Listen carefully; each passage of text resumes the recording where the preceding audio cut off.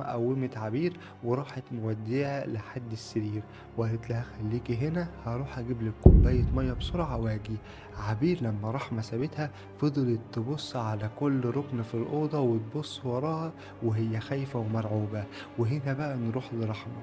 رحمة راحت المطبخ عشان تجيب كوباية مية، مسكت الكوباية ولسه بتعبيها مية حست إن في نفس وراها. النفس ده كان قريب جدا من ودنها بشكل مش طبيعي، ولكن هي كدبت نفسها وقالت مفيش حاجة، ما كانش فارق لها من الآخر. كل اللي عايزاه بس إن حكاوي عبير ما تأثرش عليها.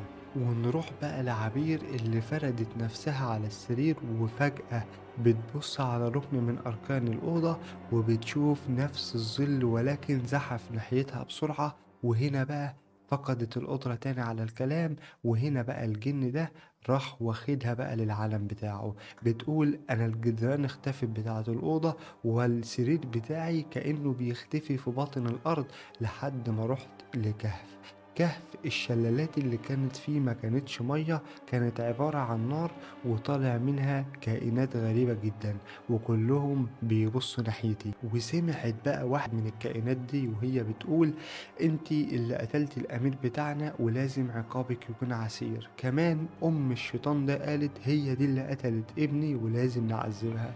فبتقول هنا بقى الظل بدأ انه يقرب عليا وحسيت اني بتخنق وكأن في كرباج نازل على جسمي. في الوقت ده بقى رحمة كانت جاية من المطبخ، ولكن قبل ما تفتح الباب حست ان خطواتها بدأت تتقل، كأن في حد مش عايزها تخش على اختها.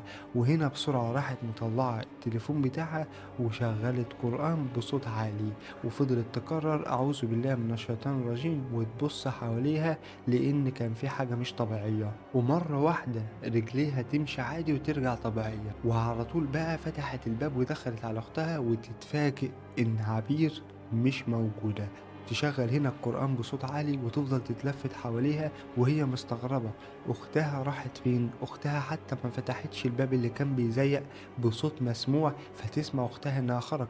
لفت الشقة كلها وفضلت مشغلة القرآن. ولما رجعت الأوضة تاني لقيت إن عبير ظهرت، ولكن بقى على ايديها وعلى جسمها آثار الحرق من الكرباج، وكمان بيبان على رقبتها آثار اللسع بتاع ايديهم. عبير هنا كانت يعتبر ميتة ولكن عينيها كانت مفتوحة لدرجة مش طبيعية. فضلت بقى أختها تقرأ عليها قرآن لحد ما عبير فعلا صحيت، خدت شهقة كبيرة وراحت صحية. وما كانش على لسانها غير إني قتلت الأمير قتلت الأمير، وراحت مغمى